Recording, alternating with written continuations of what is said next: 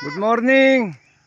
Nailagay ko na yung kumpay nila guys. Dalawa lang sila nandito. Yung tatlo, pinakawalan ko lang sa labas. Uy.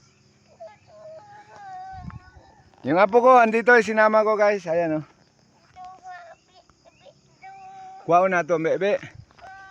Andito rin nakalagay yung baka ng pamangkin ko guys. Ayan o.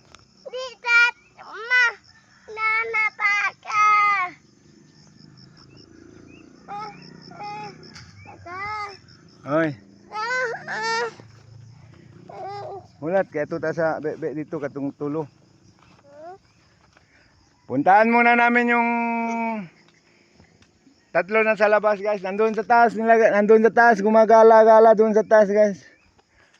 Puntahan lang namin ngayon.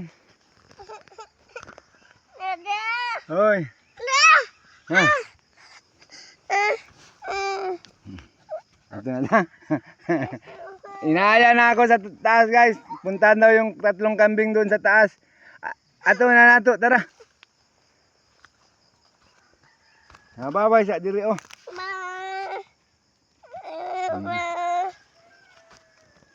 Inaaya niya na yung tatlong kambing doon sa taas. Hanapin niya raw. Okay guys, thank you for viewing guys. Oh, diya, tandi mo agi.